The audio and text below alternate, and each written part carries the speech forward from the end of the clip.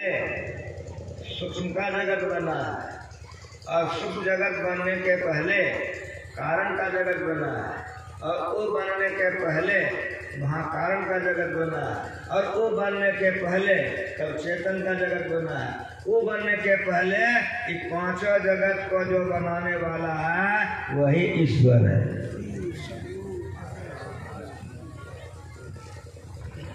ये ज्ञान है।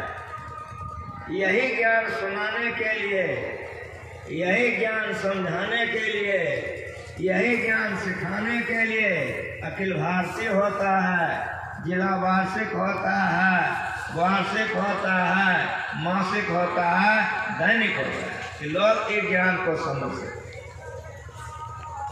पांचों जगत में से एक भी जगत नहीं था, लेकिन ये पांचों जगत के बनाने वाले अवश्य थे। उसी को ईश्वर कहते हैं, ब्रह्म कहते हैं, परमात्मा कहते हैं। जगत प्रसव करता ईश्वर। परमात्मा में मौज हुई, मौज में कंप हुआ, कंप में शब्द हुए, शब्द से शब्द मंडल बन गया जिसको चेतन मंडल कहते हैं, चेतन कहते हैं। उसी चेतन मंडल से समय अवसाधारणी मूल प्रकृति बना और समय अवसा मूल प्रकृति से कारण मंडल बना और कारण मंडल से सूक्ष्म मंडल बना और सूक्ष्म मंडल से स्थूल जगत बना। जिस जगत में हम और आप हैं इसको स्थूल जगत कहते हैं। ये पांच भूतों से बना हुआ है, मिट्टी, जल, अग्नि, हवा और आकाश से इसका निर्माण हुआ है। इसीलिए इसको पांच भौतिक जगत कहते हैं।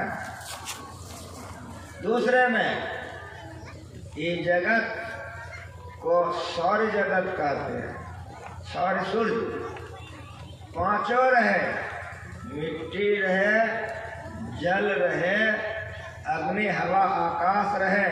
अगर सूर्य नहीं रहे तो कितना मुश्किल हो जाएगा। इसलिए दूसरे ने इसको सौर जगत कहते हैं। अब विचारिए, इस सौर जगत में सूर्य नहीं था, चंद्रमा नहीं, तारे नक्षत्र नहीं थे, लेकिन बनाने वाले अवश्य थे। उसी को ईश्वर कहते हैं। ऐसे परमात्मा को जानो। यदि इस जन्म में ब्रह्म को जान लिया तब तो ठीक है, यदि नहीं जाना तो बड़ी भारी हानि। हानि क्या है? भूत प्रेत का पूजा करने वाला भूत प्रेत को लोकांतर हो जाएगा। देवी देवता का पूजा करने वाले देवी देवता के लोकांतर हो जाएंगे। परिणाम क्या होगा? आवागमन नहीं छूटेगा। इसलिए कबीर साहब ने कहा, देवता पितर भैया भवानी यह मारक 84 चलन की, तब करो जतन सके साई मिलन की। परमात्मा है। गुरुआ गुरिया सुप सुपलिया तजदे बुद्धि लड़कैया खिलन की, तब करो जतन सके साई मिलन। परमात्मा को जानिए। परमात्मा सबसे पहले के हैं, इसीलिए सबसे सूक्ष्म है, इसलिए वे सब में व्यापक है।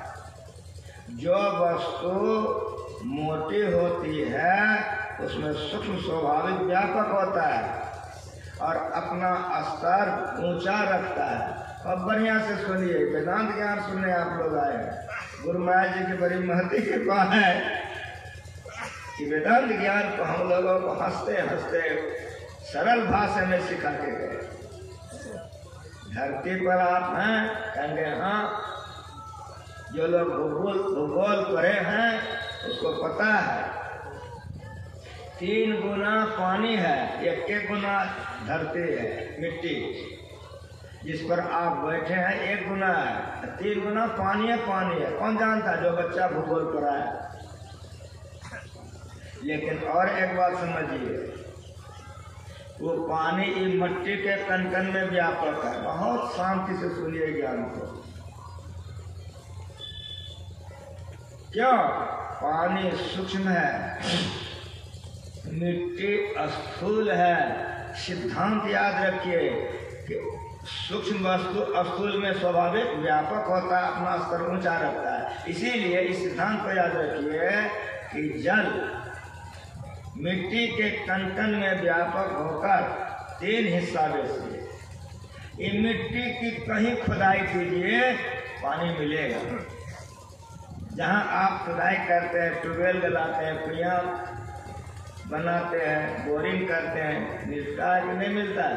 कहेगा हाँ मिलता है। समझ में आ रहा है कि हम समझाना क्या चाह रहे हैं? जल सूक्ष्म है और मिट्टी स्थूल है।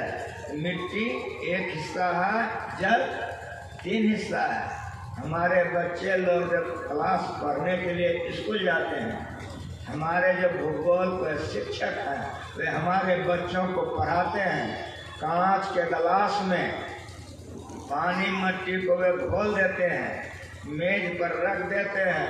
थोड़े देर के बाद आप देखेंगे कि मिट्टी बिल्कुल नीचे है और जल बिल्कुल ऊपर है। कांच के गिलास में 2 हिस्सा में साफ साफ दिखाई पड़ेगा कि जल ऊपर है, मिट्टी नीचे है। लेकिन एक बात याद रखिएगा, भुलाइएगा नहीं, जल ऊपर दिखाई देता है, नीचे में मिट्टी दिखाई देती है, लेकिन मिट्टी के कण कण में व्यापक होकर जल ऊपर है। समझ रहे हैं मेरी बात को?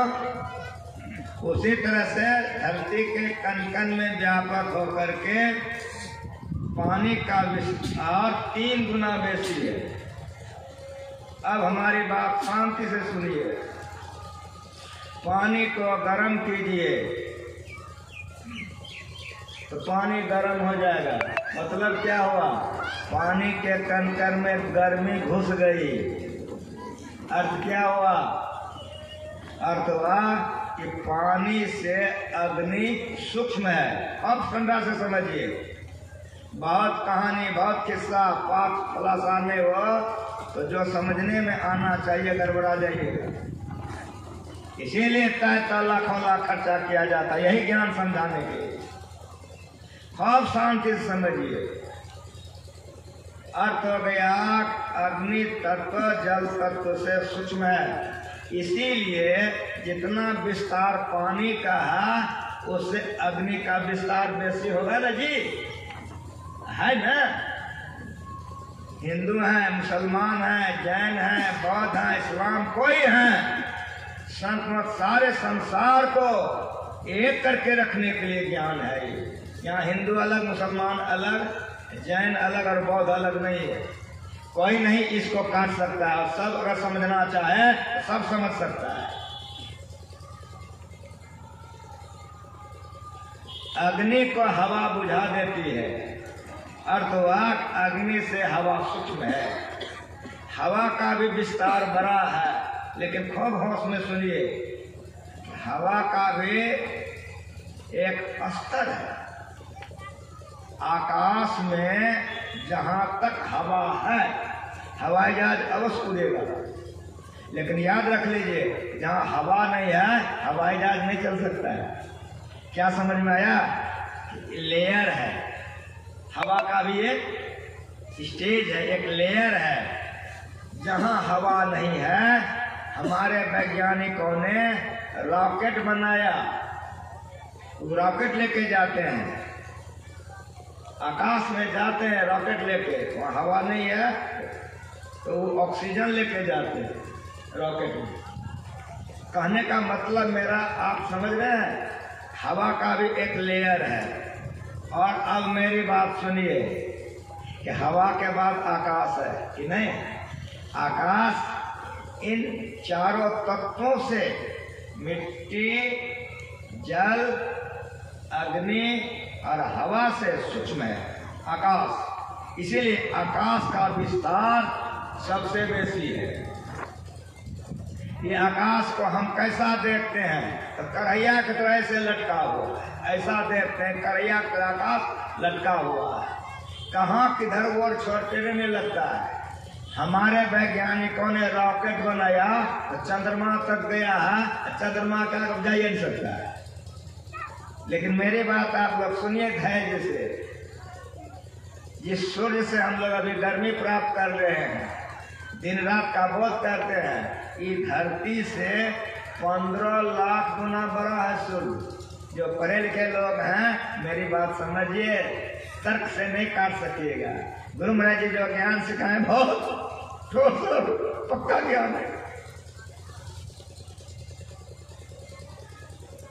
15 लाख गुना बड़ा है सूर्य, लेकिन इतनी ऊंचाई पर है कि थरिया ऐसा दिखता है। क्यों? दूरी के चलते छोटा दिखता है, लेकिन जिस धरती पर आप हैं इससे 15 लाख गुना बड़ा है सूर्य। और मेरी बात समझिए आप लोग, हमारे वैज्ञानिकों ने रॉकेट बना के चंद्रमा पर उतरा। जब चंद्रमा पर उतरा तो चंद्रमा पर से मिट्टी ले आया। जब चंद्रमा पर उतरा तो जैसे हम लोग चंद्रमा को एक थरिया ऐसा देखते हैं, तो हमारे वैज्ञानिक की धरती को चंद्रमा पर से थरिया ऐसा देखता था। देखा है, फोटो लेके आया है। विज्ञान पढ़ने वाले हमारी बच्चियां, हमारे बच्चे पढ़ते हैं। वैज्ञानिकों का कहना हुआ वो अभी एक दुनिया है, जैसे ये दुनिया में हो ना, और चंद्रमा भी एक दुनिया है। कहा कि अगर गेहूं और धान अब घट जाएगा तो वहीं जाके खेती करेंगे, वहीं से लेके आ जाएंगे। देख के आया। ये मैं क्यों सुना रहा हूँ? मैं इसलिए सुना रहा हूँ कि होश आवास में सुनिए कि आकाश कितना बड़ा है कि 15 लाख गुना बड़ा सूर्य है तो थरिया ऐसा दिखता है। एक धरती चंद्रमा है तो थरिया ऐसा दिखता है। और जितने तारे और नक्षत्र हैं सब एक एक दुनिया है। ये एक आकाश है कि इसी एक आकाश का और छोर समझ में नहीं आ रहा है। समझ में आ रहा है? ये एक आकाश है जिसको अस्थूला आकाश कहते हैं।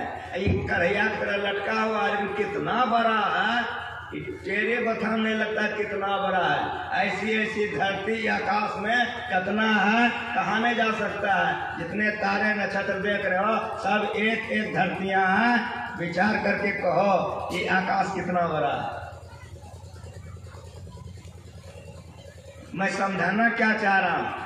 मैं समझाना चाह रहा हूँ कि आकाश चारों तत्वों से सूक्ष्म है, इसीलिए आकाश चारों में व्यापक है। लेकिन जो ईश्वर के लिए समझने के लिए आप बैठे हो, तो जो आकाश एक ये आकाश का वो छोर समझ में नहीं आ रहा है। इस आकाश के लिए तुलसीदास जी महाराज लिखते हैं, पढ़ के देखिए आप कि नव सत कोटि अमित अवकाशा।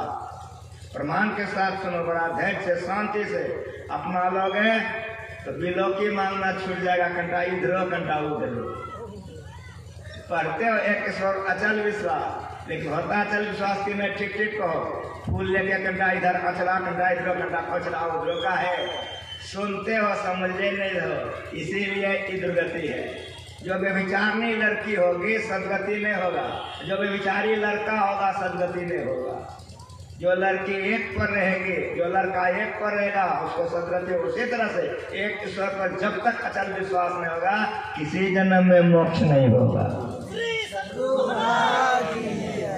किसी जन्म में मोक्ष नहीं होगा। इसीलिए उस ईश्वर को जानो। जिस आकाश के लिए मैं बतला रहा हूँ कि ओरे छोड़ने लग रहा है, इसमें चंद्रमा है, सूर्य है, तारे हैं, इतने हैं। इस आकाश के लिए गोसाई जी लिखते हैं कि नव सत कोटि अमित अवकाशा। पढ़े लिखे हो? नव कहते हैं आकाश को, 100 करोड़ आकाश को। बड़ा बढ़िया से सुनिए, बड़ा धैर्य से सुनिए। संतों का ज्ञान बड़ा मजबूत है और संतों का ज्ञान शांतिदायक है। ऐसे ऐसे आकाश को, जिस आकाश में हम लोग अभी मौजूद हैं, इसको अस्थूला आकाश कहते हैं। ऐसे ऐसे आकाश को नव सत कोटि अमित अवकाशा। ऐसे ऐसे आकाश को, 100 करोड़ आकाश को वो मालिक जगह दे देगा। तैयो मालिक में जगह कितना है कोई बता ही नहीं सकता है। इसीलिए मन बुद्धि बच के पावन। इसलिए जो मन से मनन नहीं किया जाता बल्कि मन ही मनन किया हुआ कहा जाता है। जिस देश वस्तु के लोग उपासना करते हैं वह ब्रह्म नहीं है, वह ब्रह्म नहीं है।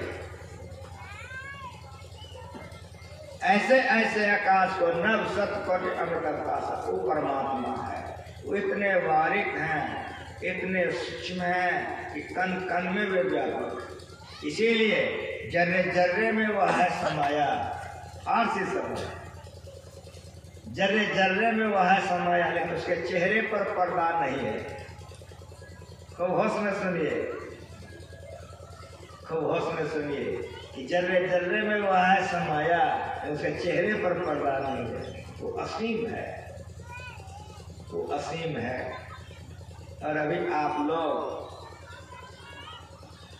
वेद उपनिषद संतवाणी में सुने हैं, उसके साथ साथ पढ़वो किए हैं कि वह परमात्मा कैसा है। तो मालिक सबके मुंह में घुसा के गया है। अभी आप लोग बोले हैं जो ऐसा है, कैसा है, आदि अंत रहित। सबको याद है कि परमात्मा कैसा है, आदि अंत रहित है। तो जो परमात्मा आदि अंत रहित होगा, आदि मन शुरू, अंत मन समाप्ति। जिसका शुरू होगा उसका अंत हो जाएगा। परमात्मा का शुरुआत है ये नहीं है, इसलिए उसका अंत नहीं है। इसलिए वो असीम है, कहीं सीमा नहीं है। इसीलिए कबीर साहब ने कहा ऊपर नीचे आगे पीछे दाहिन बाएं कहीं चले जाओ अनंत होगा। माया में ऊपर नीचे होता है, माया में दाहिना बायां होता है, परमात्मा में ऊपर नीचे दाया बाया नहीं होता है। वो अनंत है, वो परमात्मा अनंत है। इसीलिए वे चेतन के कण कण में व्यापक है, महाकारण के कण कण में व्यापक है, कारण के कण कण में व्यापक है, सूक्ष्म के कण कण में व्यापक है और स्थूल के कण कण में व्यापक है। इसलिए प्रहलाद जी ने अपने पिता से कहा था, हमें पूछा था कि तुम्हारा राम कहाँ है, बहुत ईश्वर ईश्वर चिल्लाते हो, कहाँ है। बड़ी धैर्य से, बड़ी गंभीरता से बिगर उतावला हुए उसने जवाब दिया था, पिताश्री हम में और तुम में, और जिस खरग से काटने के लिए आए हो वो खरग में, और जिस खंभे में हमको जोड़ रखे हो उस खंभे में। यह ज्ञान अगर हम लोगों को हो जाए तो जीवन हम लोगों का उद्धार का हो जाएगा। दुर्भाग्य है सुनकर के नहीं समझ सकते हैं, जब सुनकर समझिए नहीं सकते हैं तो गड़बड़ तो करबे करेंगे। समझिए हम ईश्वर नहीं हैं लेकिन हम में ईश्वर है। तुम ईश्वर नहीं हो लेकिन तुम में ईश्वर है। खंबा ईश्वर नहीं है लेकिन खंबा में ईश्वर है।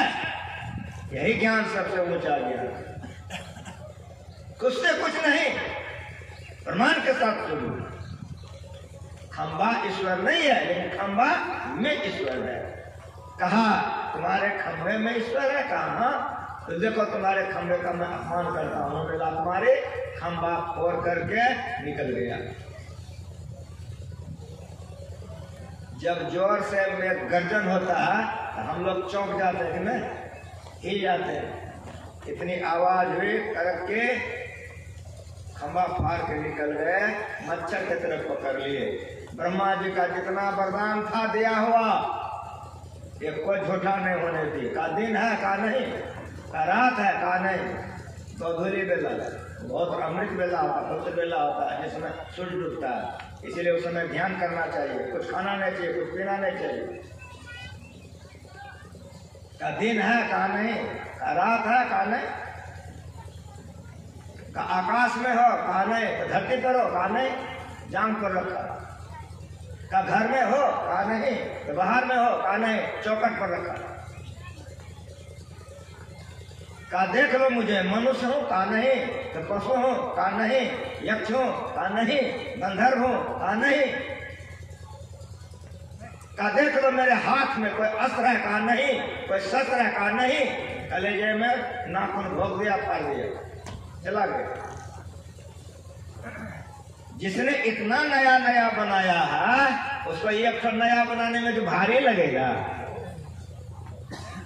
ये मांगो क्या था कि नरसिंह से नहीं मरे, तो नरसिंह थे भी नहीं था तो मांगता हो कैसे? आधा नर था आधा सिंह था, जिसने इतना बना दिया। आप तमाम लोग मेरी बात सुनिए, 1 लाख महिला बैठी हुई है, 1000 नहीं कह रहा हूं, 1 लाख में 10 लाख जोड़ दिए, 10 लाख महिला बैठी हुई है, उसमें आपकी माँ भी बैठी हुई है। कसम खा के बोलो मैं को चिन्ह लोगे कि नहीं चिन्होगे? क्रिया खा के बोलो निकाल लोगे कि नहीं? अपनी माँ को 1 करोड़ से चुन के निकाल ना लोगे? 1 करोड़ महिला है, अपने माँ को चुन के निकाल लोगे? उसका सांचा कैसा है कि जो एक सांचा से बना फिर दोबारा सांचे से ही काम नहीं लेता। जितनी माता है सबका अलग है, जितना बाबू बैठे हो सबका अलग है कि नहीं है? 1 करोड़ बाप बैठा हुआ है, उसमें तुम्हारा बाप भी बैठा हुआ है। निकाल लोगे कि नहीं निकाल लोगे? ठीक ठीक बोलो। कुछ समझ में आ रहा क्या सुना रहा हूँ? कैसा मालिक है, कैसा होता है। एक बार जिस सांचे से वो काम ले लेता है दोबारा नहीं लेता है। तब ना तुम अपनी माँ को चिन्ह लोगे, अपने बाप को चिन्ह लोगे, अपनी पत्नी को चिन्ह लोगे, अपने पति को चिन्ह लोगे। कुछ समझ में आ रहा है? इतने प्रकार का चिड़िया, इतने प्रकार का भूत प्रेत, इतनी बड़ा सृष्टि, इतना नया नया रंग व्यंग का वो बनाया है। एक तो नया बनाने में उसको भारी लगेगा। सोने बोलो।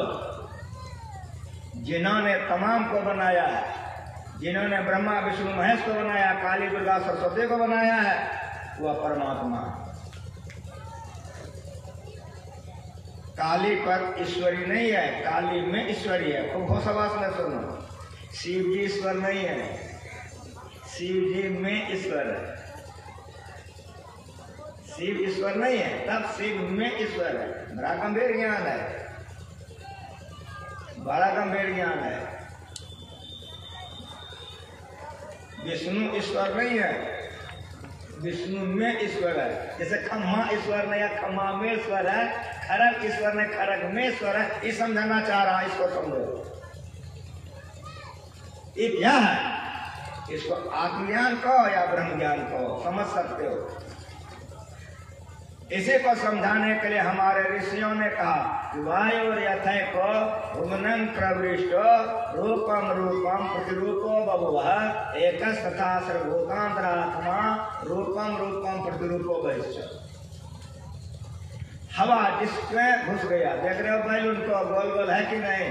हवा गोल है ना? हमको साइकिल के चक्का में डालता है कि ना, हवा हो गया चक्राकार कि ना? हवा चक्राकार है ना? कहो जल्दी से। अगर बैलून लंबा हो तो हवा लंबा हो गया ना? कहो जरा सा। तो समझ में आ रहा है? वायु यथैको भुवनं प्रविष्टो रूपम रूपम प्रतिरूपो बहुवः एकस तथा सर्वभूतांतरात्मा रूपम रूपम प्रतिरूपो भविष्य। आ गया आपका लड़का, तारा पिताजी हवा गोल है, फुटबॉल उसके हाथ में है। तो दूसरा बेटा आ गया, बहुत बदमाश है पिताजी, देखो हवा तो लंबा है, वो बैलून लेके खड़ा है। अब तीसरा आ गया ट्यूब लेकर के, गाली दे रहा है, बिगड़ रहा है, मार करने के लिए तैयार है कि दोनों बदमाश है पिताजी। हवा तो देखो चक्राकार है। अब फैसला करो, 3 बेटा लड़ रहा है, हवा लंबा है, गोल है, चक्राकार है। तो समझ में आ रहा है? एक वो कहता हमारा बांसुरी बजाने वाला है, खबरदार जाने ले लेंगे, कितना केस मुकदमा चल रहा है। दूसरा कहता हमारा तीर चलाने वाला है, खबरदार होशवास में रहो। चौथा कहता हमारा खप्पर वाली है, 8 हाथ वाली। अब समझाओ खप्पर वाली है कि तीर चलाने वाला है? तो उधर से कहता नहीं हमारा डमरू बजाने वाला है। इसी में लड़ाई है, मार है, पीठ है, दंगा है, फसाद है, सब चीज है, बर्बाद है। डमरू बजाने वाला में है, कैसे बुझोगे? डमरू बजाने वाले का स्तुति करो। नमामि श्मीशान निर्माण रूपम विभुम व्यापकम, शिव जी है। तो जो शिव जी विभुम व्यापकम होगा, डमरू कैसे बजाएगा? इसीलिए इसको आत्मस्वरूप कहते हैं।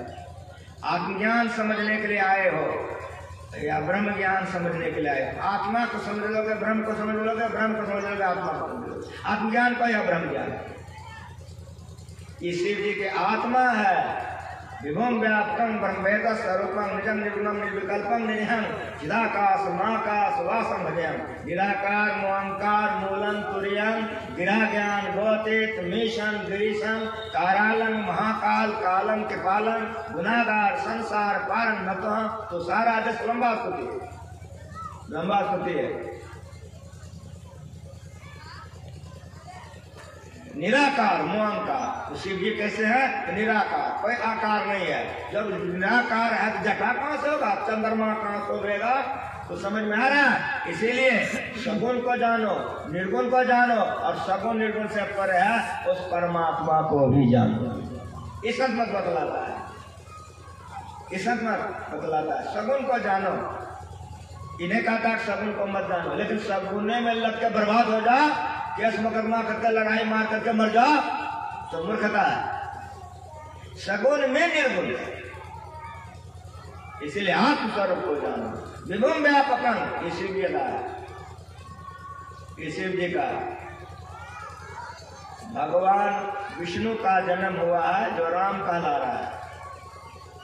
जैसे जन्म हुआ है तो माता कौशल्या स्तुति कर रही है, स्तुति करके देखो, भय प्रगट कृपाला दीन दयाला कौशल्या हितकारे हर्षित महतारे मुनि मनहारे अद्भुत रूप विचारे। छंद में आए, इसी राग में सब क्षेत्र छंद है, इसी राग में गुरुमा जी ने बनाया, छंदबद्ध है। माँ कौशल्या गा रही है, भगवान राम का जैसे जन्म हुआ है तो माँ कौशल्या गाती है। ठाकुरबाड़ी में हमारे भक्त लोग गाते हैं, भय प्रगट कृपाला दीन दयाला कौशल्या हितकारी हर्षित महतारे मुनि मनहारे अद्भुत रूप विचारे। आदि आदि लंबा है। सवक्षेत्र क्षर अपरा परा पर अक्षर पार में। आगे आगे ये राग है, राग में गाओगे अनुराग होगा, अनुराग से गाओगे एकाग्रता होगी, और एकाग्रता में भगवान का दर्शन हो जाएगा। इसीलिए गाओ तो फिर गाओ, राग में गाओ। अद्भुत रूप विचारी लोचन विरामा तम घनश्यामा निज आयु गुचारी द्वीप जोरी अष्ट जोरी चैबरी करो अनंता। जो अनंत होगा वो 4 भुजा वाला होगा कि 2 भुजा वाला होगा, कहीं से ले लो, मेरा गुरु सिखा गया है। ईश्वर को लो, खंभा ईश्वर नहीं है, इसी तरह से विष्णु ईश्वर है, विष्णु में ईश्वर है, उसका स्तुति गा के देख लो। देवियां ईश्वरी नहीं है, उसमें ईश्वरियां है, याद करो। धनुष भंग नहीं हुआ, जनक जी बहुत दुखी हैं, माता पिता को दुखी देकर जानकी चली जाती है गौरी जी के मंदिर में, जो जनक जी का फुलवारी है, पढ़ के रामायण देखिए। वहां जाकर के सीता जी गौरी जी का स्तुति करती हैं, पत्थर की मूर्ति है वहां पर गौरी जी की, और ये गा रहे हैं, जय जय गिरिवर राज किशोरी जय महेश मुख चंद चकोरे जय गज बदन सदानन माता जगत जननी दामिनी दुति गाता नहीं तवादि मध्य अवसाना अमृत प्रभाव वेद नहीं जान। आदि आदि नहीं तब आदि मध्य अवसाना। हे माँ तुम्हारी आदि नहीं है, मध्य नहीं है और अवसान शेष नहीं है, तो बोलो मूर्ति होगी वो मूर्ति में सीता जी ने किसको देख रहा है? यही आंख अगर हम लोगों का पड़ जाए हम लोगों का कल्याण हो जाएगा। ईश्वर से प्रार्थना करो कि यह आंख हम लोगों को हो जाए, ये कलेजे में बैठ जाए, नहीं तब आदि मध्य अफसाना अमित प्रभाव वेद नहीं करना। यह भगवती का स्वरूप है, ये आत्मस्वरूप है। या देवी सर्वभूते तो सत्य रूपा, जो सब भूतों में व्यापक है भगवती है। तमाम नाम रूपों में वह व्यापक है, लेकिन तमाम नाम रूप से वह रहित है। ये भगवान का स्वरूप को समझो। सब नाम रूप में रहकर तमाम नाम रूपों से जो परे है वह ईश्वर है। ऐसे ईश्वर को जानो। जो ऐसे ईश्वर को जानते हैं वो कहीं दर्शन उसी का करते हैं। शिव जी की आत्मा को जानो, विभुम व्यापकन है। भगवती को जानो, नहीं तब आदि मध्य है, ये आत्मस्वरूप है। जीव आत्मस्वरूप का अंश है। जिस अंश नर को देखिए, घटमट प्रपंचन जब मिटे मैं अंश कहना चाहिए। ये प्रतिद्वय उत्पत्ति लय हो गए प्रभु के मौत से अजाना गया संग और बीज न कहना चाहिए। अगर अजाना गया एक परमात्मा, एक परमात्मा। इसीलिए ना किसु मात पिता सुख बंधन, ना किसु कामन नारे, अकुल निरंजन अपर परम पर सगली जो तुम्हारे। ये परमात्मा, ऐसे परमात्मा को जानो। यही जानने के लिए मनुष्य का शरीर मिला है। अगर ये जान जाओगे ये संस्कार नीचे नहीं गिरने देगा, ढेरी ढेरी के तरफ में नहीं जाओगे। और जब ढेरी ढेरी के तरफ नहीं जाओगे तो विचार नहीं भक्ति नहीं होगी। जब विचार नहीं भक्ति नहीं होगी तो सीधे मोक्ष हो जाएगा। इसीलिए ऐसे ब्रह्म को जानो। देश कालातीत, देश काल से परे है वो, शब्दातीत, सबसे परे हुआ। ऐसे परमात्मा को जानो। नहीं जाना बड़ी भारी हानि होगी। इसीलिए जानो। जान लेने के बाद तब जो भक्ति करेंगे तब में विचारनी भक्ति नहीं होगी। थोड़ा विरोध थोड़ा उधरोध छूट जाएगा, वो छूट जाएगा। इसीलिए संतों के ज्ञान में अनंत शब्द आया। उसको माँ नहीं है, उसको पिता नहीं है, उसको भाई नहीं है। ऐसा जो है वो परमात्मा है अलग। 14 इंद्रियों में से किसी भी इंद्रियों से उसको नहीं जान सकते। अपार, कहीं उसका अर्थ नहीं। इसलिए अविगत, अंत, अंत, अंतरपट, अगम, अगाध, अगोरी, शून्य, शून्य, शून्य के पारा। दादू दयाल जी महाराज की बात। अविगत, कहीं से खाली नहीं, समय वो व्यापक है। मेहंदी में लाली, घी दूध में, है कि नहीं यार? मेहंदी में लाली, घी दूध में, सब में बात समान। इन्हें कमी बेसी सो बात नहीं। मेहंदी में लाली, घी दूध में, सब में बात समान। ये ब्रह्म है। ये परमात्मा को जानो। अविगत, अंत, अंत, अंतरपट, अगम, अगाध, अगोई, शून्य, शून्य, शून्य के पारा। यह परमात्मा है। सारे संतों ने इसकी व्याख्या की। अगुण सगुण नहीं दोई, न वो अगुण है न वो सगुण है। ये दोनों से परे। अगुण सगुण नहीं दोई, दादू जाने न कोई संतन की गति। गति कहते चाल को। संतन की गति गोई। स्थूल से सूक्ष्म में जाओ, सूक्ष्म से कारण में जाओ, कारण से महाकारण में जाओ, महाकारण से चेतन में जाओ, चेतन से चैतन्य में जाओ। ज्ञान तुम्हें हो जाए। ये ज्ञान को सुनिए, ये ज्ञान सुन करके समझिए। जिसके हृदय में अंतःकरण में ईश्वर स्वरूप का संस्कार बैठ जाएगा वो इधर उधर नहीं भटकेगा। इसलिए ईश्वर को जानिए। उस ईश्वर को आत्मा के द्वारा ही हम जान सकते हैं। 14 इंद्रियों में से 5 इंद्रियों से नहीं जानेंगे। इसीलिए अगोचर है वो। अगोचर होते सर्वव्यापक है वो। सब में घुसा हुआ है, सब में घुस के और आया नहीं है, सर्वव्यापकता से परे है।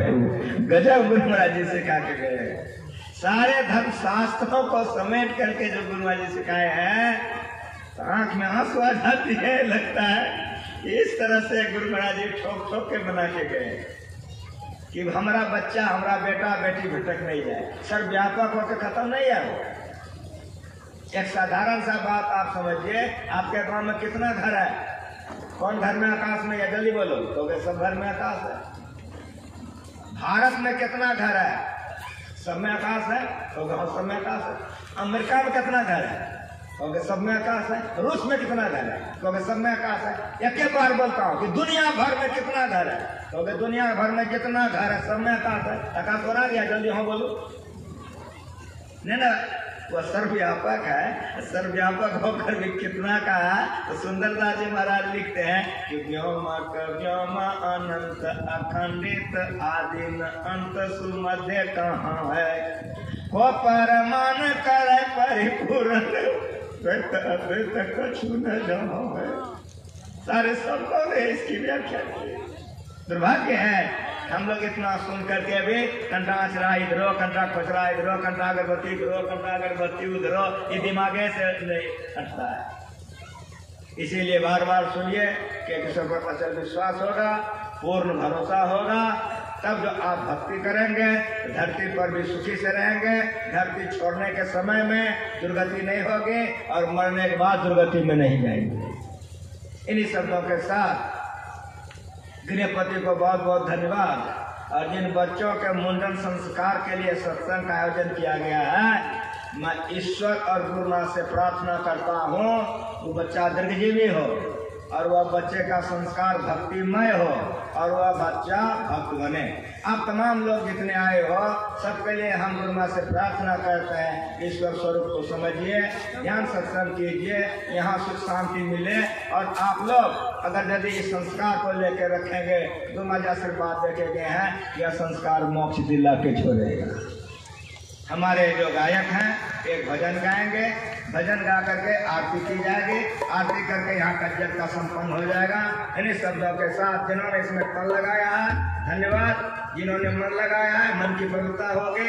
इसमें जितना धन लगाओगे सत्संग सेवा साधु सेवा में 10 गुना बढ़ेगा। गुरु महाराज आशीर्वाद देखे गए। इसी में तन की सार्थकता मन की और धन की।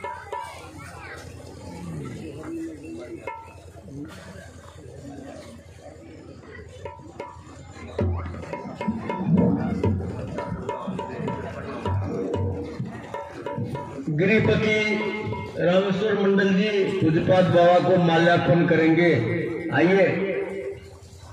श्री सद्गुरु महाराज की जय, श्री सद्गुरु महाराज की जय, श्री सद्गुरु महाराज की जय, श्री सद्गुरु महाराज की जय, श्री सद्गुरु महाराज की जय, श्री सद्गुरु महाराज की जय। तिलक का सामान लेके आएगा। अच्छा